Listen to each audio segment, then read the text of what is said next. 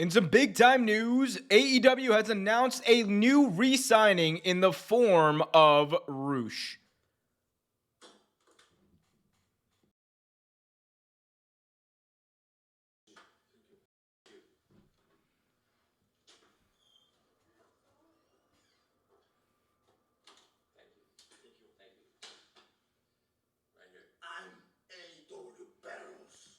I'm Omer Q for Real Take Wrestling. Be sure to hit that like button, subscribe, and hit that notification bell so you get notified whenever a new video is released.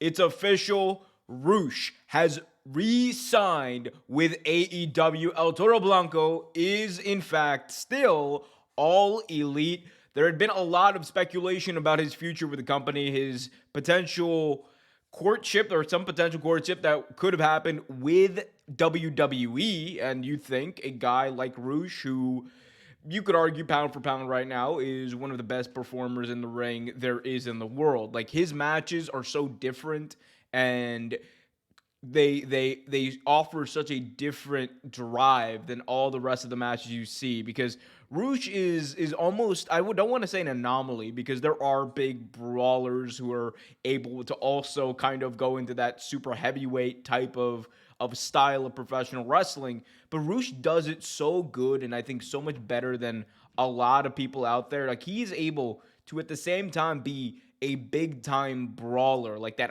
hardcore match vibe that you get off of a guys like a Bruiser Brody, or you used to get off of guys like Brody or Brody Lee, or even Moxley to an extent, who is a big bruiser type of wrestler.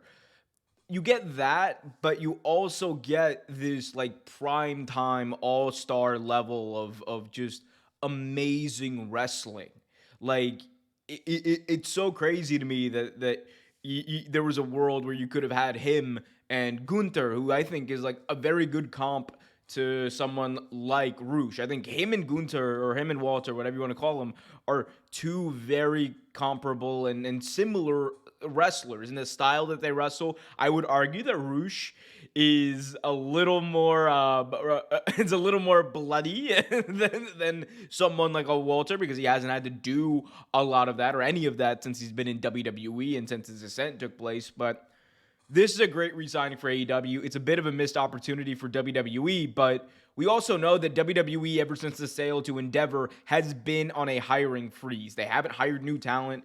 That's the report that we got from Fightful and other notable outlets, that WWE were not looking to hire new people. And this usually happens whenever you have an acquisition of this type. It happened when Discovery took over Warner Brothers. It happens literally any big merger you have. You're going to have either a hiring freeze and then maybe even, firings and budget cuts, because you got to make the budget work, because the company that buys this entity, they want to make sure that they are able to get as much value, whatever that means, out of this purchase. And in order to do that, in order to maximize the value and all that, you have to cut people. That's the way they view things. I don't agree with it, but that's just how things are. But we're not necessarily talking about that now. We're talking about why Roosh may not have signed with WWE, and why, WWE probably didn't even make an offer. Like, of course, there's going to be interest whenever you have a guy like Roosh. There's going to be interest, as there should be. He is, like I said, one of the best performers in the world, and he offers something so different. And he offers like a charisma that is so unique to him, because he is like like I said, he's a brawler, but it's just so visceral when he's in the ring. Like, he like, it's animalistic almost. And I want to like go all the way there, but like it's just like he's just so aggressive, like and like what he does with the blood, like he literally, like El Toro Blanco, like he like literally sometimes, like, he carries around the bullhead, like he'll bum rush his opponent, and like, like bull rush his opponent, I should say, and like just absolutely like tear them apart with one shoulder tackle. It's crazy, and He's amazing. I'm glad I get to see him wrestle the likes of Bryan Danielson, Jon Moxley, Chris Jericho, name them all. I'm glad I get to see him wrestle. And if he wasn't signing with AEW, I would love to see him in WWE. Like I said, imagine a match between him and Gunther. It would be out of this freaking world. That's how great that match would be.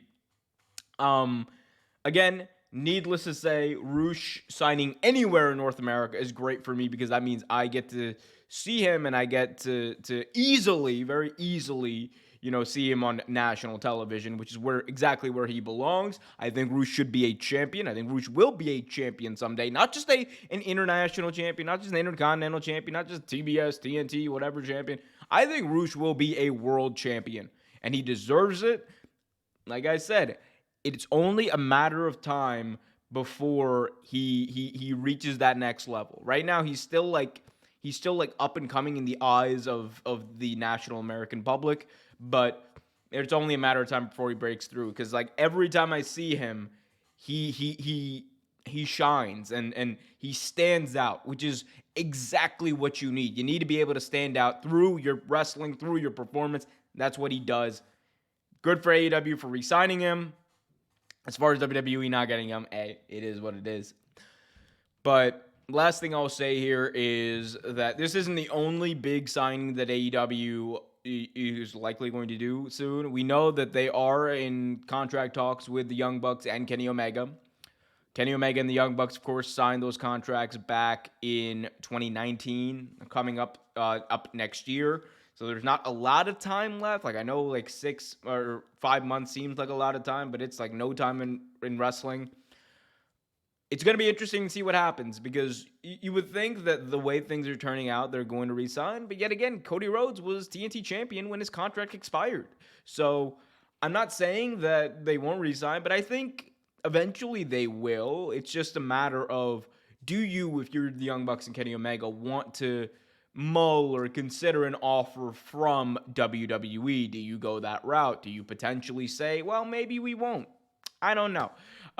If I'm them and you have all the leverage essentially in this situation because they named the company after you, if I'm them, I'm going to assert all the leverage I possibly can. If you want to if you want to use the CM Punk situation to try to get more money, you can. I think if Kenny Omega and the Young Bucks go up to Tony Khan and say, hey, we're willing to do the FTR versus the Elite matchup for X amount of extra dollars on our contract, I think it's an easy bet for Tony Khan to do that match. So we'll see what happens. I want to hear from you guys, though. What do you guys think about the Young Bucks and Kenny Omega's contract coming up? Will they re-sign? Will they not? What do you think about Roosh El Toro Blanco re-signing with All Elite Wrestling? Let me know in the comment section below. If you haven't already done so, do me a favor, hit that like button, subscribe, and hit that notification bell so you get notified whenever a new video is released. Until next time, keep it real.